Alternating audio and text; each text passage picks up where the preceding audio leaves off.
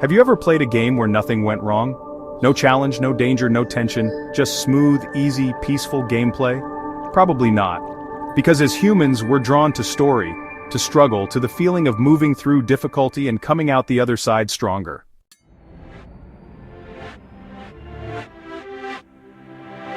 Every good game, whether it's digital or real, has tension. It has villains, traps, entropy. Even so-called peaceful simulation games like city builders or farming sims contain resource decay, time pressure, social dilemmas, or random events that force decision-making. Imagine a game where nothing breaks, nothing decays, nothing fights back. Would anyone play it? Probably not. Because we play not just to win, but to grow. And growth doesn't happen without friction. In a simulation, choice is the highest feature. It's what makes the experience unique to each user. But choice is only meaningful if there are consequences.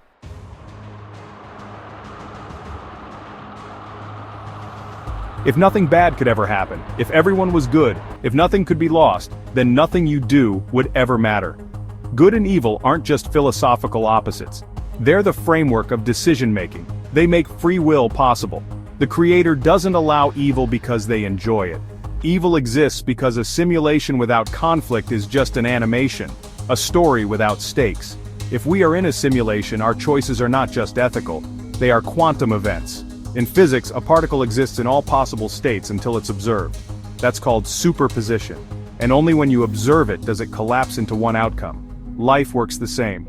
You are in superposition, kind and cruel, selfish and generous, afraid and brave all at once. But your choices collapse your character into being. And just like in quantum physics, the observer matters. Your attention, your mindset, your intention, they shape what becomes real. What you focus on grows, what you ignore fades, and what you act on becomes the truth.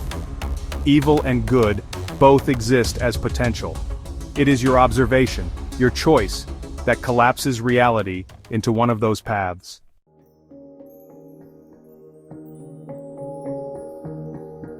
In Taoist philosophy, the principle of yin and yang teaches that opposites are not enemies.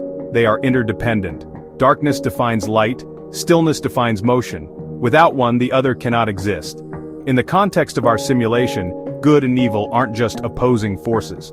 They are a dynamic balance, maintaining the tension required for meaningful experience. Remove one, and the system collapses into monotony or chaos. In Buddhism, this idea is echoed in the path of non-attachment. Not in rejecting suffering but in understanding its role. In Hinduism, the dance between creation and destruction between Shiva and Vishnu shows that opposites create flow. In the Bhagavad Gita, Arjuna stands on the battlefield questioning the violence ahead. But Krishna teaches him that every soul has a role to play, and the balance of dharma must be upheld even if that means facing suffering. This illustrates that good and evil are woven into the structure of reality, and the test is how we respond to it. In many Hindu traditions, the goddess Kali represents both destruction and protection, a force that appears terrifying, but exists to clear away illusion and restore cosmic order.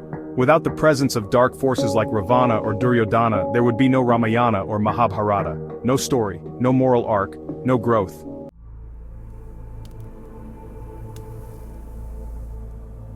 In Hinduism, the concept of Dvaita and Advaita reflects this duality. Dvaita philosophy emphasizes the separation between the individual self and the supreme being, creating the necessary tension between the limited and the infinite, the good and the bad. On the other hand, Advaita teaches non-duality, that everything is ultimately one, but even this realization only emerges after experiencing the illusion of separation. In other words, we must pass through duality to reach unity. In Samkhya philosophy, the interplay between Purusha, pure consciousness, and Prakriti, primordial matter or nature, generates all experience. Their interaction gives rise to karma, pleasure, suffering, and ultimately, liberation. Without this dynamic balance, experience itself wouldn't exist, and without experience, the simulation has no meaning. The Trimurti, Brahma, the creator, Vishnu, the preserver, and Shiva, the destroyer, symbolize not peace, but transformation. Creation needs destruction, and preservation needs change. If one dominates, the system collapses. This cycle mirrors the simulated world built on motion, impermanence, and continuous rebirth.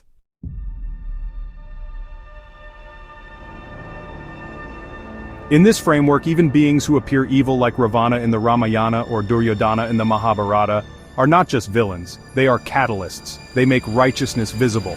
Without darkness, light has no contrast. And through the lens of karma, suffering is not chaos, it's rebalancing. What appears to be punishment may in fact be purification. Pain is not a glitch, it is part of the system remembering, correcting, and guiding. The simulation is not random, it is conscious, and it is built to evolve those who can see through it.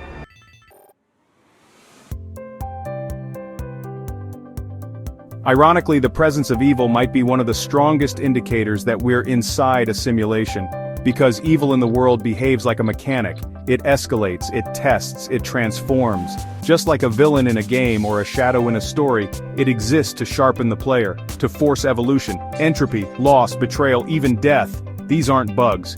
They're core parts of the system. They create the pressure under which character is revealed.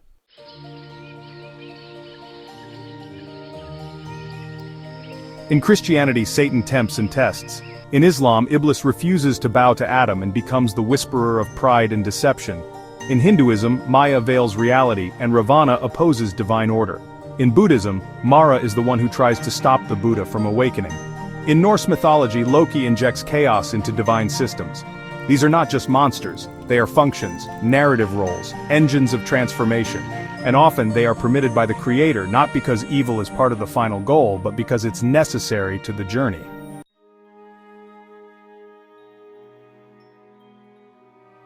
People often ask, if God exists, why is there suffering? But maybe suffering is part of the level design. Without illness, there's no healing. Without injustice, no call for justice. Without pain, no empathy.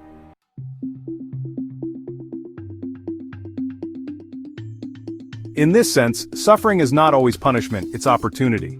It calls the player to act, to rise, to choose differently. We are not passive observers in this simulation. We are players. And the presence of evil isn't just a test, it's an invitation. An invitation to choose good, an invitation to create light in dark places, an invitation to become part of the code that heals, rather than the one that corrupts.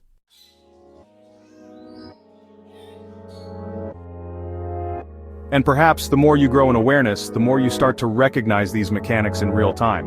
The moments when you're being tested. The moments when your response could ripple out beyond what you can see.